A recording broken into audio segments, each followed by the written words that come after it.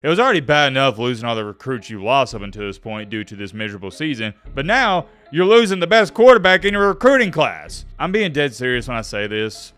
What are the Seminoles going to do? You have no coaches, you have no players, and the guys that are committed to Florida State are now decommitting. This is bad, man, and I mean bad, bad, bad, bad.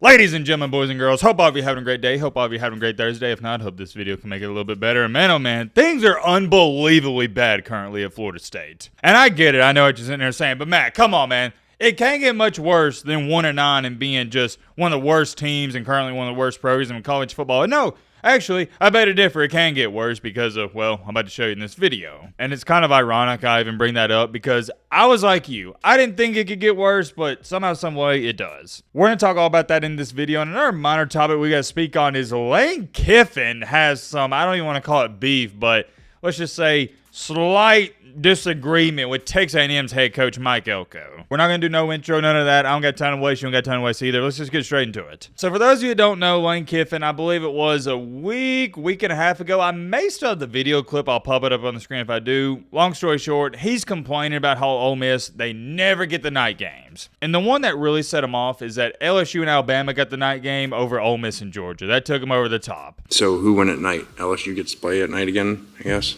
Shocker. So that's 2 for 2 for them. It is an advantage. I feel bad for our fans, to not have one night conference game.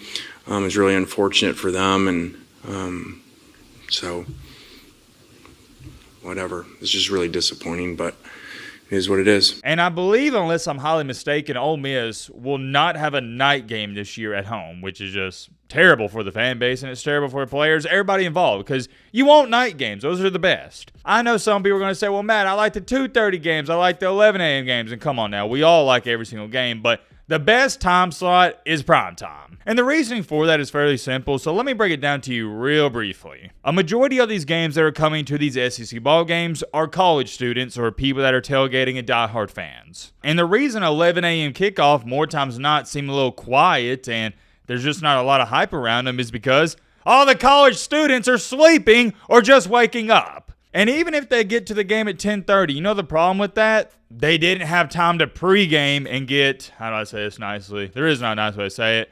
Drunk, blasted, whatever you want to call it. This is common knowledge. When people are sober, they don't scream as much. They don't do as many outlandish things, and etc., etc. So that's why 11 a.m. kickoffs just aren't good, because you're not giving the college students and people that are tailgating time to get drunk. Your 2:30 kickoffs are slightly better because they had time to pregame and get a little tipsy. But primetime kickoffs, yeah, they had all day to, do whatever they were doing. And even for the people that don't drink, you're more enticed to be screaming and yelling at 6:30 or 7 compared to 11 or 2 in the afternoon. I could go on and on. Primetime's the best. I don't even think there's an argument for it. I saw some people trying to say that 11 a.m. kickoffs are the best in their opinion. I just don't understand that logic. Anyways, I share the significance of a nighttime game with you so you understand why Lane Kiffin is so pissed off about this. Well, recently, I'm not even going to show you this entire article. I already read it myself so you don't have to. Mike Elko, he was taking some jabs at Lane Kiffin because A&M has had a bunch of night games. And he said in an interview that, hey, maybe next year I'll give Lane Kiffin some of these night games. And Kiffin, well, he wound up quote tweeting the article, and here's what he said. Trade you anytime, coach. Not fair to our fans. By the way, check our QB play and scoring at night, home and on the road. He wound up adding him too. This is on Twitter. You can see for yourself. So, hey, shout out to Kiffin for having some big kahunas. Somebody said you have the personality of an angsty teenager. I've never even seen that word in my life. Angsty? What is that? Mike Ross said, it's a shame you're such a crybaby because you're a good coach. And I agree. And everybody in the comments is ragging on Kiffin for crying. And I do got to admit, it is weird for Kiffin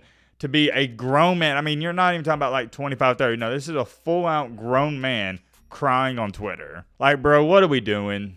I'm going to say this again. You are a dude, Kiffin, you're pushing 65, my brother. The first time he brought it up, it's like, all right, whatever. But now, like, you're still talking about this? Like, move on, dude. I think I speak for everybody when I say this. I get it. He's upset about the night games. But like I just said, he's already addressed it before. I would love to talk about that some more. But we got to get a move on to one of the worst teams in all of college football. And that's the good old Cinnamon Rolls. Ah, yes, the fighting Cinnamon Rolls. What have they been up to? Well, Same old, losing on the field, losing off the field, and list goes on and on and on. Well, check this out. A few days ago, I'm sorry I'm a little late to this, but Mike Norvell fired his offensive coordinator, Alex Atkins, defensive coordinator, Adam Fuller, and wide receivers coach, Ron Dugans. In other terms, Mike Norvell just fired a majority of his coaching staff. He's giving them the boot. Which, to me, you know what this is? It's not that he's wanting change. It's nothing more, nothing less than damage control, and he's making these guys the scapegoats, just like he did with DJ Ugbadugi. And I got a question. Can Mike Norvell fire himself? Because that's who he needs to fire. That's who the finger should be pointing at. He's done a terrible job. You don't need me to sit up here and rant about that for the next 3 minutes. You understand it. I shared that with you to get into my next point because a lot of people, for those of you who don't know, the head coach isn't the only one that goes in and recruits these young men. The defensive coordinator, offensive coordinator, they do that as well. A lot of times you'll have players just solely build a relationship with the offensive coordinator, defensive coordinator, wide receivers coach, defensive line coach, and many more. So you know where I'm getting at this, right? Since you fired a lot of guys on your coaching staff, the players those guys recruited are probably going to leave. And yeah, we are starting to see that right now. One of Florida State's 5-star offensive linemen actually tweeted this out. Not gonna lie, y'all messed up firing my coach. Yeah, that's interesting. I actually thought that was some troll account. No, it was actually the player's real account. But hold on, partner, there's more. Earlier today, guess what? 4-star quarterback Tramal Jones Jr. decommitted from Florida State as well. And he was committed to Florida State, guys, for a good while. I'm being dead serious when I say this. What are the cinnamon rolls going to do? You have no coaches, you have no players, and the guys that are committed to Florida State are now decommitting. This is bad, man, and I mean bad. It was already bad enough losing all the recruits you lost up until this point due to this miserable season, but now you're losing the best quarterback in your recruiting class. And as you see with Florida State, especially early on in the season, you ain't going to win games if you ain't got a decent quarterback back there. That's the first problem they got to address. You got to get somebody that can throw the football and just make smart decisions. Somebody in comments said, yeah, Florida State may be a 6-6 win team max next year unless they hit the portal hard. My brother, 6 wins? Where do you see 6 wins? They got beat by Notre Dame by a 50 burger. A 50 burger. And I know you said 6-6 max, but nah, that's just way too generous. You're giving them benefit of the doubt.